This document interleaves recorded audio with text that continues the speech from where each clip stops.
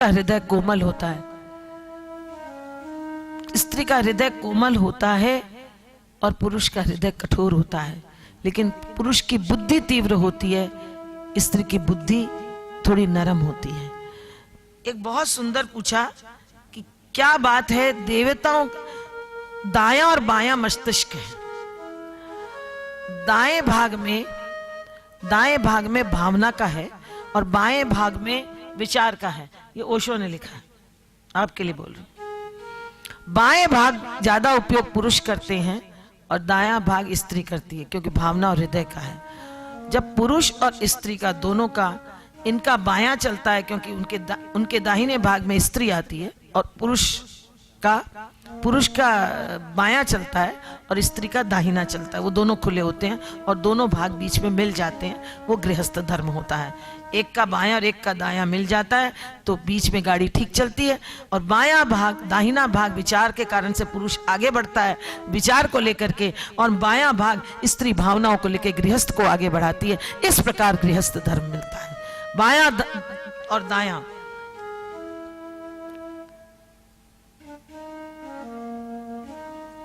देवहूति ऐसी नारी थी कि नारी की पूर्ण उसमें सारी की सारी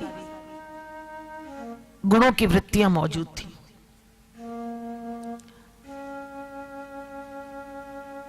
कपिल गीता, ऐसे मैं कहूं तो कपिल देव जी आए उसके पहले मैं इस भागवत में से पहले ये श्लोक उठाई हूं। सीधे कपिल देव जी के आख्यान पे नहीं, के पहले मुझे ये पसंद आया इसलिए मैं ये श्लोक उठाई कि पहले कपिल देव को बुलाने के लिए माता पिता में कौन से गुण होने चाहिए। जब उनके घर में भगवान आता है पहले गुण आने चाहिए। श्रद्धा शत्रुपा और मनु मन, विचार और श्रद्धा जब मिलते हैं तो उनके यहाँ पे देवहूति होती है। और देवहूति फिर कर्दम मतलब संयम कर ले वे इंद्रियां, उनके यहाँ भी आई जाती है। गृहस्थ धर्म का सार है कि एक दूसरे पे परम विश्वास करना, झूठ न करना, कपट न करना, परम विश्वास। एक दूसरे के मन के अनुसार चलें, प्रेम करें, एक दूसरे के को सुख पहुंचाने की चेष्टा करें। विश्रम्भेण आत्मशौचेन गौरवेण दमेन च। अब उन दोनों का रहन सहन कैसा था। तेजीयाम संतोषयत, करदम जी अपनी छप्पर की कुटिया में रहते। लड़की किसकी? सप्तदीपवती, पृथ्वी के सम्राट मनु की। गंदा कभी नहीं रखती अपने आप को, स्नान करती शुद्ध पानी से। और अपनी तपस्या से देवहूति ने संतुष्ट कर दिया करदम जी को। करदम और देवहूति ये जागृत अवस्था है। तत्व ज्ञान की प्राप्ति जागृत में होती है, सोप्त में नहीं। अब देवहूति सेवा करती थी करदम जी की। दो तपस्या करते थे लेकिन वो घर संभालती थी। पितृभ्याम प्रस्थिते साध्वी पतिमिंगित कोविदा, नित्यम पर्यचर प्रीत्या भवानीव भवम प्रभु।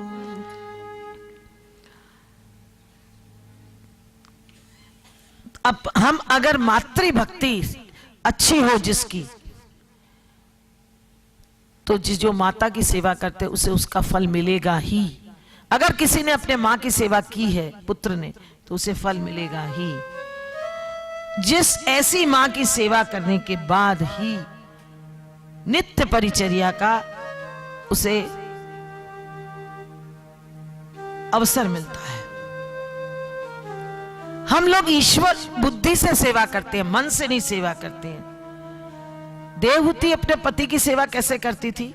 देखिए, ऐसा नहीं है मैं खाली पुरुष का नारी का ही बोलती हूं, मैं यहाँ नारियों के लिए भी बोलती हूँ कि नारी को पति की सेवा कैसे करनी चाहिए। इंगित कोविदा शब्द आए, इंगित कोविदा। इंगित कोविदा संस्कृत में इंगित कोविदा, इसका इंग्लिश शब्द है एटिकेट, मैनर्स। इसमें इंगित कोविदा संस्कृत में आया। मैं नया सब पढ़ी। घर में कोई अतिथि आया तो पति को पत्नी से इशारा कर देना चाहिए कि क्या चाहिए। पत्नी उसी समय जलपान लेकर आ जाए, पति का क्या इशारा है उसी प्रकार वो सेवा कर सकते थे। सेवा करने वाले को सेवा का बल अभिमान नहीं होना चाहिए। देवहूति करदम जी के इशारे को समझ जाती थी कि करदम जी को क्या चाहिए, उन पर विश्वास करती, पवित्रता का भाव रखती, मधुर वाणी में बोलती, नित्य परिचर्या त्वर प्रीत्या, नित्य सेवा करती। प्रीत्या मतलब प्रेम। हम लोग काम तो करते हैं, बाप रे कहां से आ गए, ला भाई हैं कैसे हैं, आए बहुत अच्छा लगा, लीजिए चाय लीजिए लीजिए, कब जाए, मेरे तो पिक्चर की टाइम आ गया। कोई भी टाइम कोई टपक जाता है, हमारे को काम होता है, कोई आता है, कोई टाइम नहीं देता, चलो उधर से उधर चला देते। उसके बाद थोड़ी देर हुई, अच्छा नहीं जी हम वेट करेंगे, वो आपके पति आ जाएं। उसके बाद कहाँ वेट करेंगे, वो तो अभी बहुत देर से आने वाले हैं, आपको कोई काम है तो आप पधारिए। नहीं नहीं हम तो उन्हीं से मिलने आए हैं, हम कैसे जा सकते हैं, अभी तो हम नहीं जा सकते हैं। नौकर से कहेंगे टेलीफोन कर, आजकल तो mobile, please telephone him that you are not coming early. वो अपना उधर से उसको क्या आप आए हैं घर पर, हाँ देखिए जी आज मुझे आने में देर हो गई, अपन कल मिलेंगे। बेचारे को क्या मालूम कि ये तो पत्नी देवी का काम है। उठा दिया मोबाइल और उनको कह दिया कि बोल दीजिए कि जल्दी नहीं आएंगे, काम खत्म हो गया। पहले ऐसे मोबाइल नहीं थे, दो जने मोबाइल में बात कर लेते हैं। पर कार्य करने का अर्थ हम लोग जलपान तो कराती हैं, लेकिन उल्लास से कराना। आए हमारे यहाँ, आज हमारे यहाँ पाहुने आए, हमारे यहाँ अतिथि आए, उनका सत्कार करना है। इस प्रकार से सत्कार करती थी कौन, देवहूति। एक और बहुत जरूरी बात है, वो तो सब में होनी चाहिए, आदर का भाव होना चाहिए। हमारे स्वामी जी महाराज भी जब करते थे ना प्रवचन, तो स्वामी जी कहते थे सदगृहस्थी के अंदर पति पत्नी को आप कहे और पत्नी भी पति को आप कहे। आजकल तो खैर नाम से ही पुकारते हैं, आपकी तो बहुत दूर की बात है, तू तकारा तू तकारा। अच्छा तुम्हारा भी नहीं, तू तू तू तू तू तू तू तू तू तू कबड्डी खेलते हैं तू तू तू तू तू करते हैं। बहुत ही, इससे कभी भी गौरव नहीं दे सकते आप, किसी को गौरव देना चाहिए। और स्वामी जी महाराज की बात कर रही हूं मैं, अपनी बात नहीं कह रही हूं। स्वामी जी महाराज बोलता कि ज्येष्ठ पुत्र का नाम मत लो, जिससे उसका गौरव बढ़ता है, ये आदर बढ़ता है। आप पधारे, ये शब्द में कितना सुंदर है। मुझे तो जोधपुर की भाषा भी बहुत अच्छी लगती है। पधारो सा, बैठो सा, करो सा, आप आया बहुत अच्छो लाग्यो, ये कितनी सासा की भाषा है। और हम क्या, तू आई, कब से आई, कितनी देर हुई, अरे कैसा लग रहा है आपको, दोनों भाषा में पता लग गया होगा। तू तो मेरे को कल बोली थी आ जाई। ले, बात करने का ढंग कितना सुंदर बताया कि गौरव हो, बड़प्पन का भाव हो। इसलिए कभी भी मिलो, एकांत में मिलो, प्रेम से मिलो, अनावरण होकर मिलो। जब परस्पर आदर का भाव होगा, आप बैठो, आप विचारो। मेरे तो देखिए आंखों देखिए एक और घटना, हनुमान प्रसाद जी पोद्दार भाई जी को देखा है।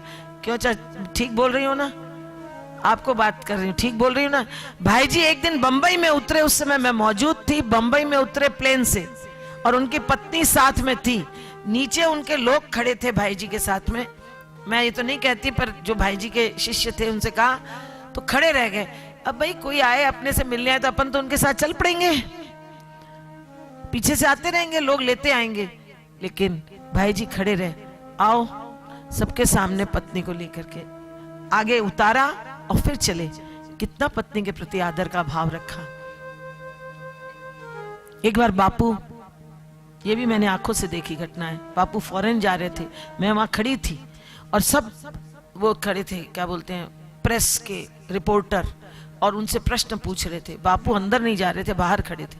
मैंने भी कहा बापू आप अंदर चलिए। नहीं, पार्था और उसकी माँ नहीं आई, वो लोगों की गाड़ी नहीं आई, तो सब खड़े थे। बापू हम ले आएंगे, ये बात हुई है भाई जी, ऐसे नहीं बोल रही, वो अंदर ले आएंगे, अंदर ले आएंगे, अंदर ले आएंगे। लेकिन बापू खिले भी नहीं, वहीं खड़े रहे। जब उनकी गाड़ी आई, उनकी पत्नी को उनके बच्चे लेकर के अंदर गए, उसके बाद गए। लोगों ने प्रश्न किया बापू कई लोग ले जाते थे, आप इतना खड़े क्यों रहे? बापू ने कहा इतना अगर पत्नी को आदर घर में दे दिया तो मेरी कथा सुनने की जरूर नहीं पड़ेगी। अगर घर में हम किसी को आदर देने लग गए, घर में हम किसी का वेट करने लग गए, एक दूसरे के प्रति प्रेम का भाव प्रदर्शित करने लग गए, तो सत्संग में आके हमें नया सुनने की जरूरत नहीं पड़ेगी। थोड़ा सा झुक जाने से काम बन जाता है। कल भी मैंने कहा कि मत्सर कैसे जाता है, थोड़ा सा झुक जाने से काम बढ़ता है। काम बिगाड़ देने की अपेक्षा ये कह दे अच्छा मेरी गलती हो गई, लेकिन एक्सप्लेनेशन देते हुए हम प्रतिक्रिया करते रहते हैं।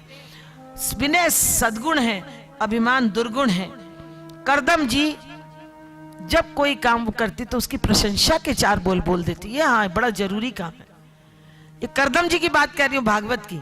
करदम जी देवहूति कुछ काम करके लाती तो उसकी प्रशंसा कर देती थी। डोंगरे जी महाराज ने भी एक कथा में कहा था, बोले ससुर बैठा है, बहू आई, खाना परोस के गई, झूला झूलते हुए ससुर को क्या बोलना चाहिए, बहुत ही स्वाद रसोई बनाई है, तुमने बनाई, अरे तुम्हारे पिताजी की तो क्या बात कहनी, तुम्हारे भाई की तो क्या बात कहनी। बोले वो राजी हो जाएगी। प्रशंसा करना झूठी नहीं है, प्रशंसा करना लाजमी है। प्रशंसा करने से, प्रोत्साहन देने से अगर हमारी घर गृहस्थी सुखी होती है तो उसमें करने में नुकसान क्या। पति को पत्नी की प्रशंसा करनी चाहिए, पत्नी को पति के कर्मों की प्रशंसा करनी चाहिए। फिर देखिए भागवत ने कहा, फिर अगर गृहस्थी बनी तो फिर भागवत जी से पूछिए, प्रशंसा करते मान्य, जो स्वयं अभिमान न करे और मानदा, ठीक है ना, मैं गलत बोल रही हूं, आपकी भागवत से बोल रही हूं। मान्य और मानदा, मान दे पति को और पति मान दे पत्नी को, दूसरे को सम्मान दे, वही मान्य होता है। अमानी मान दो मान्य। सम्मान देने में कभी कंजूसी मत करिए। ये मैंने नहीं कह रही है, मैं सब चीज भागवत देखी, मेरे हाथ में भागवत है, झूठ नहीं बोलती हूं, मैं वैसी नहीं होंगी। कंजूसी ना करें, किसी का तिरस्कार ना करें। कई दफे तो ऐसे होता है, कोई को मैं जानती हूँ ना, किसी से ऐसे मिलने की कोशिश करती हूँ, ऐसे हंसते ऐसे निकल जाते हैं, अरे 2 मिनट बतला ही लेते, 2 मिनट बात नहीं, टाइम नहीं ना, मरने की फुर्सत नहीं, कहां से बात करेंगे। तो बहुत लोग देखती हूँ। बंबई में एक अयोध्या के बेचारे आए थे, कोई पंडित मेरे से मिले थे, आज से कितने बरस पहले की बात। मैंने कहा पंडित जी क्या बात है। बोले मैं खड़ा हो जाता हूँ मरीन ड्राइव पर, आ रहे हैं जा रहे हैं, आ रहे हैं जा रहे हैं, जिसको देखो आ रहा है जा रहा है, कहाँ जा रहा है, जा रहे हैं, कल बताएंगे कल बताएंगे। बाद में उनको पूछते कहाँ गए थे, कहाँ से आए। बोले रोज जहाँ गए थे वही गए, रोज जहाँ से आ रहे थे वहीं से आए, किया क्या, कुछ नहीं, आ रहे जा रहे आ रहे। बोले मेरे समझ में नहीं आया कि कोई तो प्रश्न का उत्तर होगा आने जाने में। बोले कुछ नहीं, वही रोज का भोजन खाते हैं और ऐसे ही यहाँ पे ट्रेनों में आ रहे जा रहे, आ रहे जा रहे, फुर्सत नहीं। ऐसे नहीं, समय निकालें, किसी से बात करें, कंजूसी न करें, सम्मान देने में कंजूसी न करें। व्यवहार में अगर ये 3 बातों की सावधानी, ये 3 बातें सावधानी है, भागवत बोल रही है। और ये 4 बातें मैंने लिखी है अखंडानंद जी महाराज की भागवत से। उन्होंने कहा 4 बातें कर ले और फिर आपका अगर गृहस्थ अच्छा ना हो तो मेरे से मिलिए। ऐसा कोई कहेगा, डॉक्टर कहता ना ये दवाई लो और दवाई अगर आपके काम नहीं आए तो मेरे से वापस मिलिए। तो अखंडानंद जी डॉक्टर हैं कि नहीं? उन्होंने लिखा है कि स्वयं अभिमान न करे, दूसरे को सम्मान दे और किसी का तिरस्कार न करे। 3 काम करे, रोज 3 काम करके, कोई की प्रशंसा करो, किसी को अच्छे काम के लिए प्रोत्साहन दो और उसको सम्मान दो, उसका तिरस्कार मत करो। दोष निकालने से हमारे में दोष जाते हैं।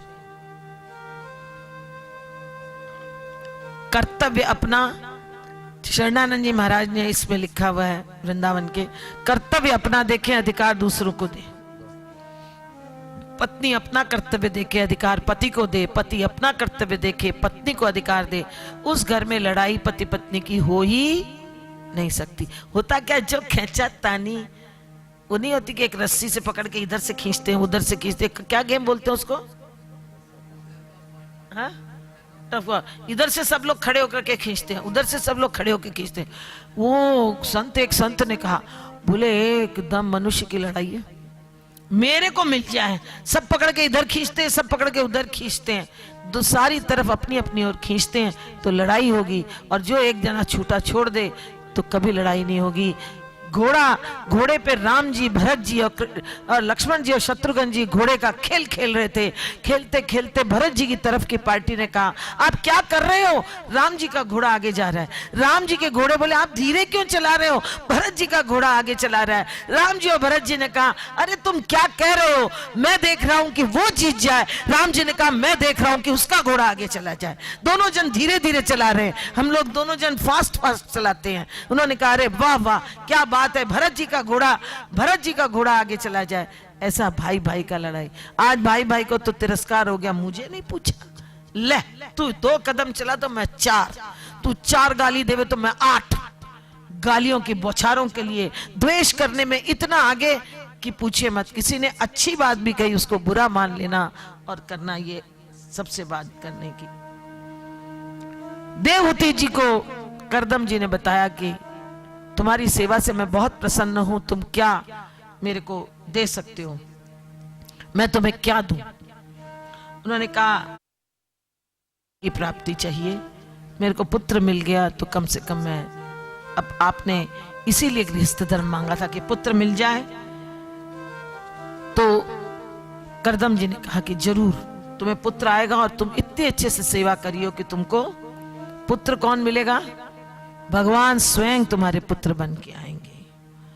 देवहूति के पुत्रियां हुई पहले 9 करदम जी के 9 पुत्रियां हुई। 9 पुत्रियां 9 ऋषियों को दिली गई। पर ये पुत्रियों कौन थी? ये पुत्रियां नवदा भक्ति, 9 भक्ति के रूप में 9 पुत्रियां पैदा हुई। वो 9 ऋषियों को चली गई, भक्ति अपने आप ज्ञान के पास चली गई। और उसके बाद जब नवदा भक्ति, आत्मनिवेदन भक्ति पूर्ण हो जाती है, तब कौन प्रकट होंगे? कपिल देव महाराज। तब भगवान प्रकट होंगे भक्ति प्रकट होने के लिए। देखो, भक्ति की शिक्षा तब मिलेगी, ये सारी शिक्षाएं कपिल देव जी स्वयं कहेंगे। अच्छे गृहस्थ के घर आत्मा रूप में स्वयं परमात्मा प्रकट होते हैं। देवहूति ने कहा, देवहूति को करदम जी ने कहा कि तुमने मेरी सेवा की है, मेरी भजन किया है, मेरी जो तुम्हारे जो जीवन की ग्रंथि है उसको तोड़ने के लिए स्वयं भगवान पधारेंगे। देखिए, कपिल देव जी बैठे हैं, माता देवहूति उनसे मांग रही है। अच्छे गृहस्थ पति पत्नी से अच्छी आत्मा प्रकट होती है। तन्त्वा गताहं शरणं शरण्यं स्वभृत्य संसार तरो कुठारम जिज्ञासयाहं प्रकृते पुरुषस्य नमामि सद्धर्म विदाम वरिष्ठम। अच्छे गृहस्थ के घर अच्छी आत्मा प्रकट होती है। जब करदम जी ने आशीर्वाद दिया, 9 महीने के बाद उनके घर में कौन प्रकट हुए? बोलो कपिल देव महाराज की जय। माता देवहूति के सामने कपिल देव जी बड़े होने लगे। माता देवहूति जी, करदम जी ने कहा कि अब मुझे इतना कोई विशेष काम नहीं है। तो करदम जी ने क्या कहा? करदम जी ने कहा, मैं तपस्या करने जाता हूं, अब तुमको तुम्हारा उद्धार करना है तो कपिल देव से कर लेना। तो कपिल देव से जब उन्होंने अपना उद्धार के लिए कहा, तो एक दिन माता देवहूति बैठी किसके पास? एक दिन माता देवहूति बैठी कपिल देव जी के पास, हाथ जोड़ के, शरण शरण में शरण तिहारी, शरण शरण में शरण तिहारी, शरणागत होकर के। किसी के पास कुछ ज्ञान लेने जाओ तो शरणागत हो जाओ। शरणागत होने से, देखिए, अर्जुन को भी ज्ञान लेना था तो क्या ज्ञान था? कार्पण्य दोषोपहत स्वभाव पृच्छामि त्वां धर्म सम्मूढ़ चेता यच्छ्रेयस्या निश्चितं ब्रूहि तन्मे शिष्यस्तेहं शादि माम त्वाम प्रपन्नम। यहाँ पर भी देवहूति एक दिन कपिल देव जी के सामने बैठ गई और उनके शरणागत होकर के बोली, शरण में आए हैं हम तुम्हारे, दया करो हे दयालु भगवन। शरण में आए हैं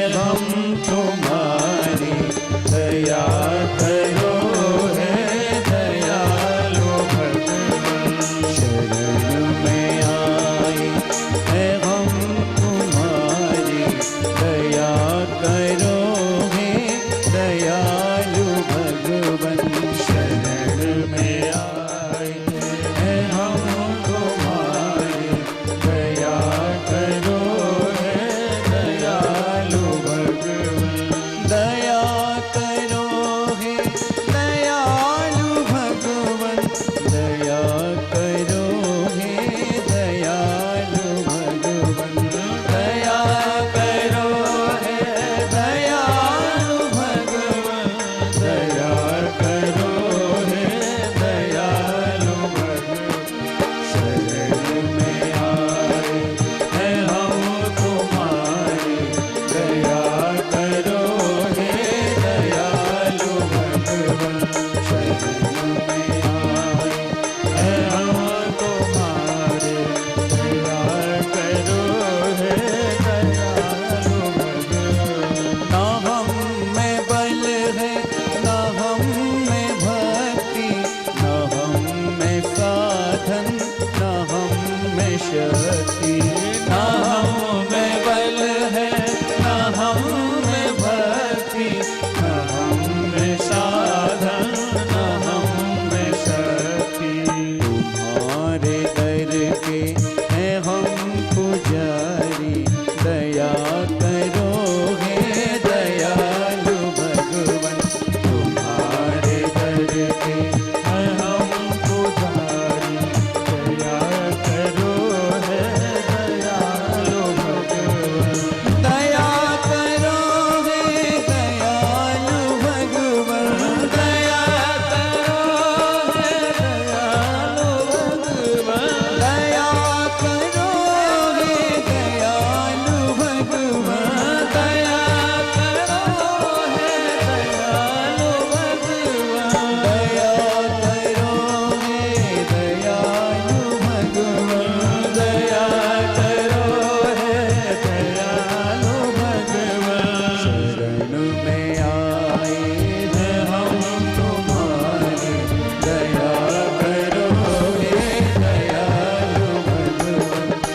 शरण में आए हैं हम तुम्हारे, दया करो हे दयालु भगवन, दया करो हे दयालु भगवन, दया करो हे दयालु भगवन। शरण में गई श्री देवहूति जी और उन्होंने कपिल देव जी से पूछा कि जग में सच्चा सुख कहाँ है, जग में सच्चा आनंद कहाँ है। देखिए ये प्रश्न कोई ऐसे नहीं, कल आपने कोई प्रश्न लिख करके दिए नहीं, इसलिए मैंने ही कुछ प्रश्न बना करके अंत में थोड़ा सा उसका उत्तर दे देंगे और गुरुजी से भी कुछ प्रश्न पूछ लेंगे तो उसका उत्तर दे देंगे। जग में सच्चा सुख कहाँ है, जग में सच्चा आनंद कहाँ है, नित्य आनंद कहाँ है, जिसका नाश न हो सके वो आनंद कहाँ है। हे कपिल देव, हे अनंत, हे प्रभु, मैं तुम्हारी शरण में आई हूं। मैं इंद्रियों को तृप्त करते करते थक गई हूं। अब में से कोई थका है? नहीं थका। तृष्णा रोग लगा हुआ है। इनकी मांग पूरी करते करते, इनकी तृष्णा मिटाते मिटाते ऊब गई हूं। असंद्रियांत तृष्णात, ये बड़ी दुष्ट है। इंद्रियों को दुष्ट क्यों बताया गया? क्योंकि इनका पेट ही भरता नहीं। एक दफे कोई राजा ने कहा कि मेरे एक खोपड़ी ऐसी है, सब खोपड़ियां भर जाती है, एक खोपड़ी लाओ कभी नहीं भरती। सबने ट्राई किया उस खोपड़ी को, जितनी दे स्वाहा, जितना कुछ उसमें दे स्वाहा, जितना कुछ उसमें दे स्वाहा। तब जाके एक बहुत ज्ञानी ध्यानी आया, बोले राजा तूने ये खोपड़ी ठीक की चुनी है। बोले तूने मनुष्य की खोपड़ी ले ली, मनुष्य की खोपड़ी को जितना कुछ दे स्वाहा, जीते जागते तक कभी भी ऐसे नहीं बोलता खत्म, अब नहीं। इसलिए डोंगरे जी महाराज ने कभी भी रुपयों को और किसी चीज में नहीं लगाया, उन्होंने हमेशा अन्न क्षेत्र में लगाया। उनको पूछा क्यों? बोले एक अन्न देवता ऐसे हैं जिसको भी खिलाओ वो एक बार बोलते हैं बस। एक अन्न क्षेत्र में ऐसा होता है कि अन्न खाते लोग कहते हैं बस बस बस, अब नहीं चाहिए। बाकी और कोई चीज आपको याद हो तो बताइए किसमें आप कहते हैं बस? कोई है? और अन्न को छोड़ के जो भी कुछ दे दो स्वाहा स्वाहा स्वाहा। तो बोले हे इंद्रियां, कपिल देव जी कहते हैं ये इंद्रियां दुष्ट है, इसकी मिटती नहीं। बोले माता ये जो तृष्णा का रोग है ना, खुजली जैसा है, किसके जैसा है? खुजली का रोग है। किसी को खुजली का रोग हो तो उससे पूछिए, बड़ा मजा आएगा। वो खुजली करता ही रहेगा। अरे भाई खुजली मत कर, नहीं आती है खुजली, जितनी खुजली करोगे उतनी खुजली का रोग बढ़ेगा। और खुजली नहीं करो, बोले ये तृष्णा रोग खुजली जैसा है, बोले जितनी खुजली करोगे उतना रोग बढ़ता ही चले जाएगा। माता तुम्हारे नाखून के जहर के कारण से ये खुजली और बढ़ने वाली है। जगत के जितना जगत की चीजें उसमें आनंद नहीं है, उसका भास मात्र है। यह जगत दुख रूप से है। अनित्यम असुखम लोकम इमं भजस्व माम। विषयों और इंद्रियों के संयोग से जो सुख उत्पन्न होता है वो आरंभ में तो बड़ा अच्छा लगता है, लेकिन धीरे धीरे धीरे धीरे जय श्री राधे हो जाता है। अच्छे से पिक्चर शुरू होती है, बड़े तैयार होके जाते हैं, कितनी बजे खत्म होगी? लो भाई बड़े तो सुख से तुम ही आए पिक्चर की टिकटें खरीद के, आधा इंटरवल होता नहीं है कि पिक्चर की घड़ी खत्म हो गई। किधर भी जाओ उधर से समय में शुरू करते हैं, वहां से तेज लगता है, अंत में हे माता यह इंद्रियों विषय जन्य सुख आरंभ में बहुत उत्साह से लगता है, बाद में ये सब दुख देने लगता है। आरंभ में अमृत जैसा लगता है। विवेक रूपी धन का हरण करके इंद्रियां जीव को संसार रूपी गर्त में डाल देती हैं। बाहर के विषयों में न तो आनंद है न सुख, आनंद बाहर नहीं भीतर है। माता दो शरीर के स्पर्श से सुख नहीं मिलता, दो प्राणों के एक होने से सुख मिलता है। लेकिन मनुष्य इतना गाफल होके असावधान होके फिरता है कि वह प्राणों की वैल्यू समझ नहीं रहा है। सभी लोग ऊपर से तो कहते हैं जब तक शिव है तब तक ठीक है, प्राण यहां से निकले कि शव है, लेकिन रियल में शव किसी को लगता है? नहीं लगता है। मन के माफक चलता है। हमारा मन राजा, ये मन बड़ा पापी है। देवहूति ने कहा कि ये विवेक मुझे कहां से प्राप्त होगा? जिस विवेक से मुझे ये ध्यान रहे, मुझे धन्य है विवेक। मुझे अमृतत्व अगर विवेक से मिलेगा तो मुझे ये तृष्णा रोग बढ़ाने के लिए यहाँ की चीज देख के मुझे क्या करोगे? मुझे परमात्मा नहीं मिलता, वो चीज मुझे नहीं चाहिए। जिससे मोक्ष नहीं मिलता, ज्ञान नहीं मिलता, भक्ति नहीं मिलती, उसको लेके मैं क्या करूंगी? है अपने में से कोई इतनी हिम्मत कह दे कि इसको लेके मैं क्या करूंगी? प्लीज हाथ उठाए। ये है माता देवहूति कि मुझे जिस सुख से अगर परमानेंट सुख नहीं मिलता, अमरत्व की प्राप्ति नहीं होती, अमरता नहीं प्राप्त होती, सुख लेके मैं करूंगी क्या? इतना बोध किसी को नहीं होता। अरे नारियां तो होती है तो कोई देवहूति जैसी हो जिसने ऐसी सेवा करी और ऐसा ज्ञान प्राप्त किया। कैसी कल द्रौपदी, उत्तरा, सुभद्रा, उनकी द्रौपदी, अरे हमारी गार्गी, शांडिल्य, लोपमुद्रा और कितनी नारियां जो उन्होंने ललकार ललकार करके शिव जी को कह दिया और ललकार ललकार करके ऋषियों से कह दिया कि कोई नारी खाली घर में बैठने के लिए नहीं है, वो भी नारी भी इतना ज्ञान प्राप्त करने के लिए इच्छुक हो सकती है। गृहस्थ की नारी, कपिल देव की माता देवहूति आज ये कह रही है कि मुझे ये सुख नहीं चाहिए। नौ उनकी पुत्रियां थी, फिर भी उन्होंने कहा केवल श्रृंगार करने के लिए मुझे मत रखो। महाभारत में सुलभा भी इतनी विलक्षण युवती हुई, ब्रह्मवादिनी थी। स्त्री शरीर से कभी निराश नहीं होना। स्त्री के पास परमात्मा ने बहुत गुण दिए हैं, बहुत, जिन्हों की हमने प्रकट नहीं कर पाए।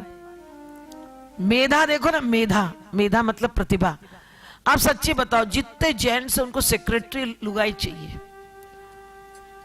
क्यों भाई जेंट्स क्यों नहीं? कितनी परफेक्ट स्त्री करती है उतना पुरुष नहीं कर पाता। नर्स, नर्सिंग हमेशा स्त्री, मोटियार क्यों नहीं? जितनी परफेक्ट नर्सिंग और केयरिंग लेडी करेगी उतना पुरुष नहीं कर सकेगा। टीचर, माता शुरू से ही टीचर होती है, मातृदेवो भव। जो माता शिक्षा दे सकती है बच्चों को वो पुरुष नहीं दे सकता। ये सारे गुण स्त्रियों में हैं, लेकिन स्त्रियां आजकल उन गुणों को काम में लाती नहीं है। मैंने बताया ना, खाली बाएं भाग में रह जाती, दाएं भाग में रह जाती हैं। अथवे देव सम्मोह मया कृष्टुम तमर्हसि यो वग्रहो हम ममेति ते तस्मिन् योजित स्वया। हे प्रभु मेरा मोह खींच लो। अब मोह में खुद देवहूति कह रही है कि मेरा मोह खींच लो, मतलब उन्हें ज्ञान हो गया कि मैं तकलीफ किससे पा रही हूं, मैं और मेरा।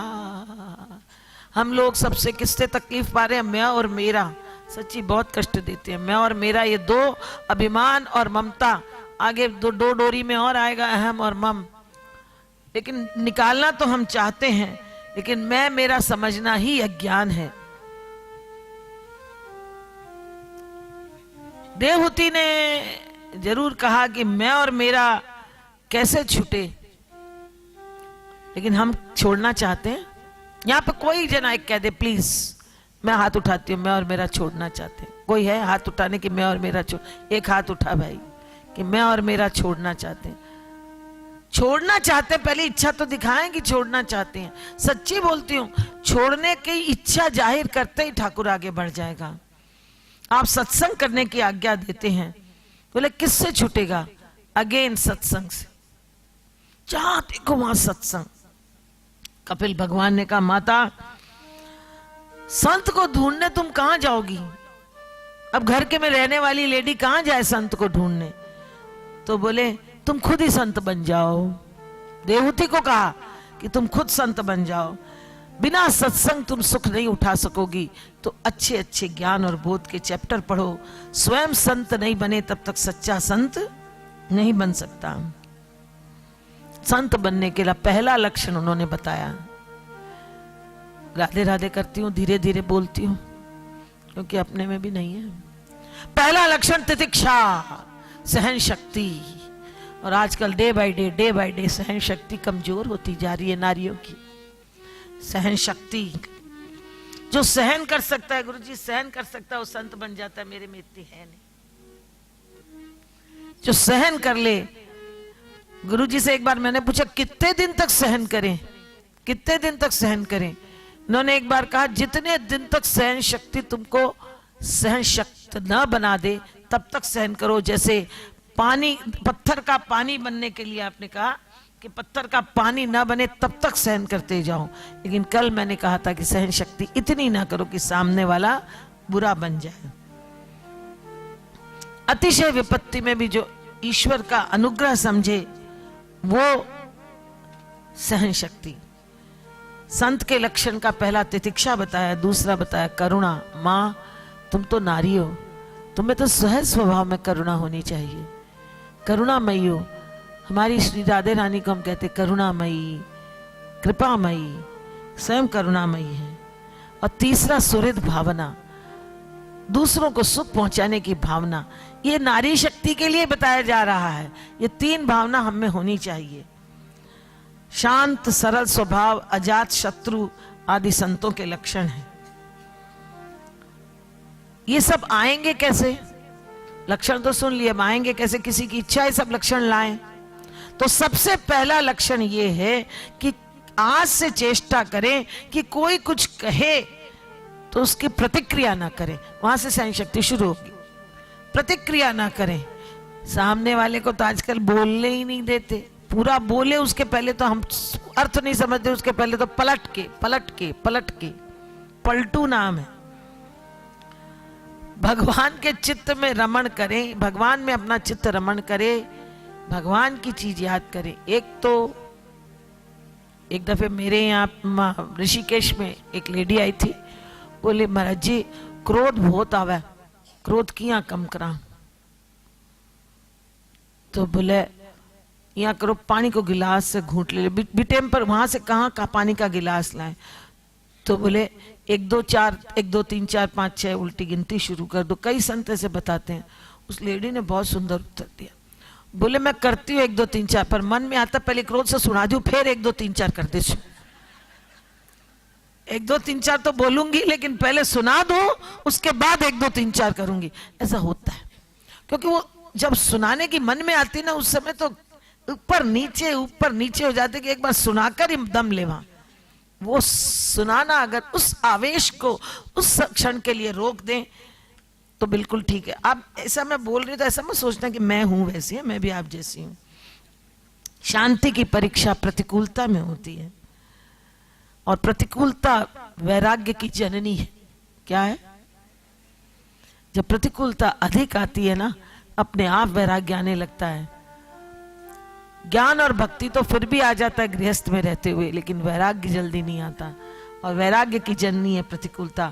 भगवान कहते हैं जब किसी को मैं अपनी तरफ बुलाना चाहता हूँ तो उसका धन हरता हूँ, उसका मन हरता हूँ, उसका जन हरता हूँ, सब हरता हूँ, उसको प्रतिकूलता देता हूँ कि जिससे कि उसका केवल मैं ही मैं रह जाऊं। इतनी प्रतिकूलता की जननी है, प्रतिकूलता जननी है वैराग्य की। हे माता, तीव्र भक्ति किए बिना मुक्ति नहीं मिल सकती। तीव्र भक्ति का अर्थ है ईश्वर से बिल्कुल विभक्त न होना। लेकिन ईश्वर से विभक्त न हो ऐसा मैं नहीं कह सकती, क्योंकि अपने लोगों को ईश्वर संसार खूब खींचता है। माता जिसको ध्यान उसका करना हो, न विभक्त होना हो, तो पवित्र भोजन परिमित रूप में करे। ये तो यहाँ ध्यान करवा बैठा जड़ा यार मुखबासिया वाला आ गया। कई लोग आते हैं कि मन हुआ है भाई जिम कर बैठा ना, तो मन बिल्कुल लागा नहीं, तो कुर्सी भी लेवे ना माकटिस आकर देखे कि कुर्सी बहुत आरामदायक है, पहली बार कुर्सी ले लियो, फिर बार कुर्सी लेकर एकदम यहाँ गर्दन हिला कि सब सुन रही है, थोड़ी देर के अंदर निद्रा देवी के आगोश में चले जाते हैं। माता जिसे ध्यान करना हो तो भोजन परिमित मात्रा में करे, और जहां बहुत आराम मिलता हो वहां पर न बैठे, सुखासन में बैठे, आहार सात्विक और अल्प हो। कपिल भगवान ने माता को ध्यान करने की भी आज्ञा दी। बार बार मन को एक स्वरूप में स्थिर करो। उपासक के उपास्य की शक्ति आरोपित होती है। आप जिस भगवान का ध्यान करोगे उस प्रकार की अंदर भावनाएं अपने अंदर आने लगेगी, आरोपित होने लगेंगी। इतना सब कहने के बाद भी और मोह पीछा नहीं छोड़ता, भक्ति है। कपिल देव जी से वापस भगवान देवहूति ने पूछा, न युज्यमानया भक्तया भगवत्यखिलात्मनि सदृश्योस्ति शिव पंथा योगिनां ब्रह्म सिद्धये प्रसंग मंजरम पाशयमात्मनं कवयो विदु स एव साधुषु कृतो मोक्ष द्वार पावृतम। अपने भक्ति को सातवें आसमान से नहीं लानी है, अपने भीतर से ही लानी है। जितनी जितनी सहन शक्ति, जितना जितना ये सब कार्य करने लगेंगे, साधन भक्ति जितनी बढ़ने लगेगी, प्रेमा भक्ति अपने आप आएगी। हमें कुछ दूर अपने आप चलना है, उसके बाद भगवान अपने को हाथ पकड़ के ले जाएगा। हमेशा ध्यान रखिए कि जो इतनी दूर लाया है वो आगे नहीं ले जाएगा। इतना विश्वास कम है, इतनी दूर हम आए हैं। भगवान के प्रति जो भक्ति की जाती है उस भक्ति के समान भगवत प्राप्ति के लिए कोई दूसरा मार्ग नहीं। सांख्य योग का भगवान कपिल देव जी ने उन्हें ज्ञान दिया, लेकिन अनित्यम असुखम लोगम इमं प्राप्य भजस्व माम। बाहर के विषयों में माता जी आनंद नहीं है, ये आनंद केवल परमात्मा के स्वरूप में है। भक्ति यानी भक्त, भक्त यानी जुड़ना, और अभक्त यानी टूटना। विभक्त का एक पहला अर्थ है भक्त। भगवान से जुड़े रहो भाई, तेरी बनत बनत बन जाई। हरि से लगे रहो भाई, तेरी बनत बनत बन जाई। हरि से जितना आदमी, सत्संग ही इसका दरिया है, एक माध्यम सत्संग है। जितना जितना सत्संग से बोध होता रहेगा उतना उतना भक्ति अपने भीतर, इधर से सत्संग से इधर से कुसंग छुटा और उधर से भगवान से जुड़ा, तब भक्ति बढ़ती जाएगी। सत्संग का दरिया बहता रहे। बहा सत्संग का दरिया, नहा लो जिसका जी चाहे। बहा सत्संग का दरिया, नहा लो जिसका जी चाहे। बहा सत्संग का दरिया, नहा लो जिसका जी चाहे। बहा सत्संग का दरिया, नहा लो जिसका जी चाहे। करो हिम्मत जरा डुबकी, लगा लो जिसका जी चाहे। करो हिम्मत जरा डुबकी, लगा लो जिसका कजी चढ़े। बहा सत्संग का दरिया नहा लो जिसका जी चाहे। बहा सत्संग का दरिया नहा लो जिसका जी चाहे।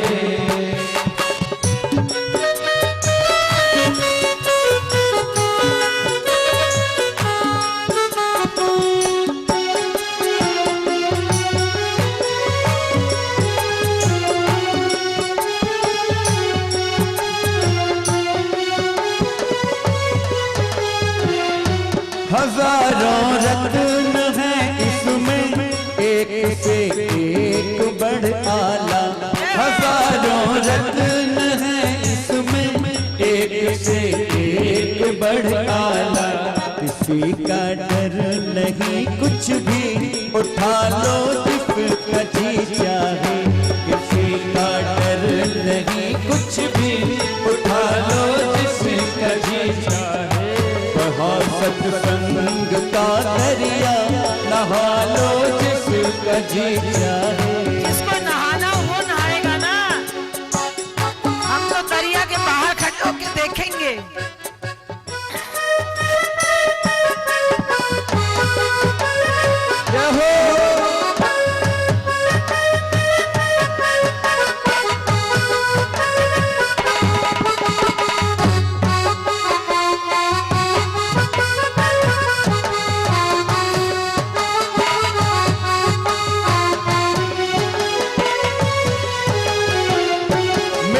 संसार का चक्कर लगे नहीं मौत की टक्कर।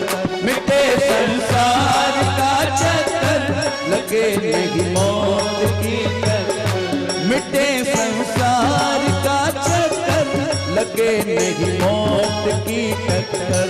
मिटे संसार का चक्कर मिटे नहीं मौत की टक्कर। करे है पार भव सागर करा लो जिसका जी चाहे। करे है पार भव सागर करा लो जिसका जी चाहे। करो हिम्मत जरा डुबकी लगा लो जिसका जी चाहे। करो हिम्मत जरा डुबकी लगा लो जिसका जी चाहे। बहा सत्संग का दरिया नहा लो जिसका जी चाहे। बहा सत्संग का दरिया नहा लो जिसका जी चाहे।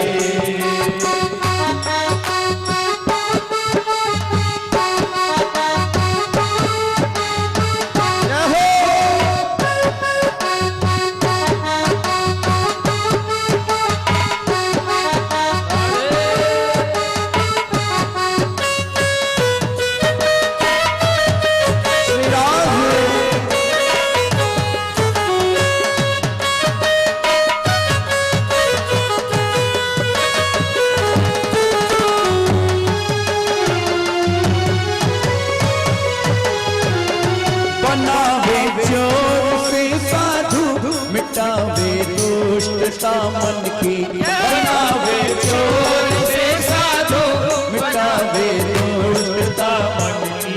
बनावे चोर से साधु मिटावे दुष्टता मन की। बनावे चोर से साधु मिटावे दुष्टता मन की। कटे चढ़ मूल पापों का जड़ मूल पापों का कटा लो जिसका जी चाहे। कटे जड़ मूल पापों का कटा लो जिसका जी चाहे। बहा सत्संग का दरिया नहा लो जिसका जी चाहे। बहा सत्संग का दरिया नहा लो जिसका जी चाहे। करो हिम्मत जरा डुबकी लगा लो जिसका जी चाहे। करो हिम्मत जरा डुबकी लगा लो जिसका जी चाहे। बहा सत्संग का दरिया नहा लो जिसका जी चाहे। बहा सत्संग का दरिया नहा लो जिसका जी चाहे। नहा लो जिसका जी चाहे। नहा लो जिसका जी चाहे। देखिए, जब ये भजन गाने लगता है ना तो मेरे को जोश आ जाता है। जोश ऐसे आ जाता है कि सत्संग के बहुत सारे पद स्वामी जी महाराज गवाया करते थे, तो बहुत सब अंदर से उभरने लगते हैं। फिर मेरे को आधे भागवत दिख जाती है। मेरा लगता तो मैं 2-4 और भजन ही गा देती, यहाँ पे आनंद से मजा करती, लेकिन क्या करूँ, आगे दिख रहा है गड़ी इधर बगड़ी इधर, ये इधर से खींचता है, वो भजन उधर से खींचता है। सत्संग का दरिया गाया ना तो मेरे मन में आया, खुलती है आदमी की किस्मत कभी कभी, हो जाए एकदम। चलो और थोड़ा फास्ट ले लेंगे। खुलती है आदमी की किस्मत कभी कभी, खुलती है आदमी की किस्मत कभी कभी, प्रभु प्रेमियों की मिलती है संगत कभी कभी, प्रभु प्रेमियों की मिलती है संगत कभी कभी। जीवन में यूं तो सबके चढ़ते हैं रंग कई, जीवन में यूं तो सबके चढ़ते हैं रंग कई, रंग बहुत चढ़ते हैं। रंगती है आदमी की, रंगती है प्रभु के रंग में तबीयत कभी कभी, रंगती है प्रभु के रंग में तबीयत कभी कभी, खुलती है आदमी की आज अपनी किस्मत खुली हुई है, प्रभु के रंग में रंग लो।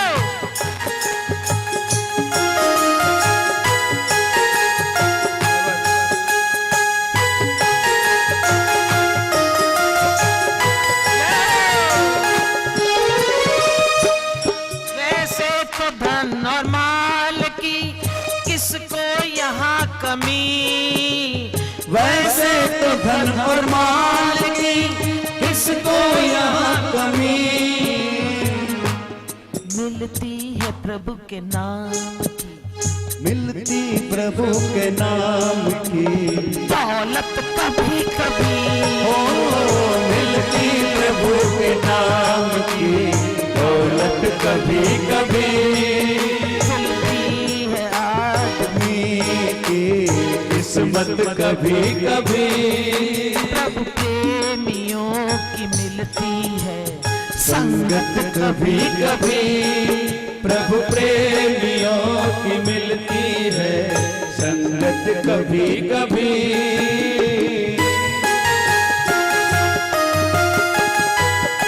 आज संगत मिली है, खूब मिला है।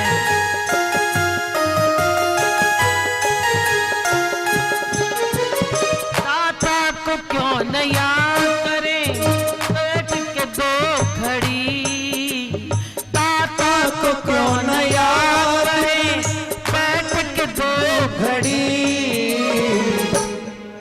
जग झंझटों से मिलती है फुर्सत कभी कभी, जग झंझटों से मिलती है फुर्सत कभी कभी, जग झंझटों से मिलती है फुर्सत कभी कभी, खुलती है आदमी की किस्मत कभी कभी, खुलती है आदमी की किस्मत कभी कभी, खुलती है आदमी की किस्मत मेरी तो किस्मत चमक गई। प्रभु प्रेमियों की मिलती है संगत कभी कभी, प्रभु प्रेमियों की मिलती है संगत कभी कभी, खुलती है आदमी की किस्मत कभी कभी, खुलती है आदमी की किस्मत कभी कभी।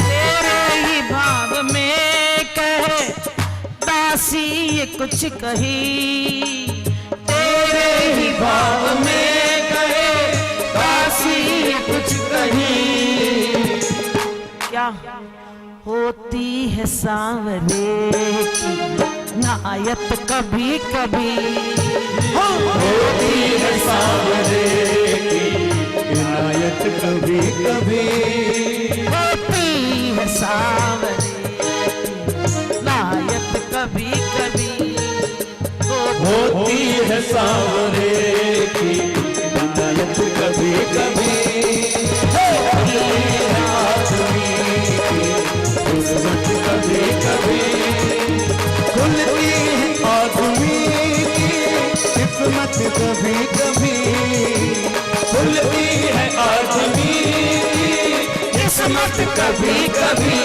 हो प्रेमियों को मिलती है संगत कभी कभी प्रभु प्रेमियों की मिलती है संगत कभी कभी संगत कभी कभी संगत कभी कभी।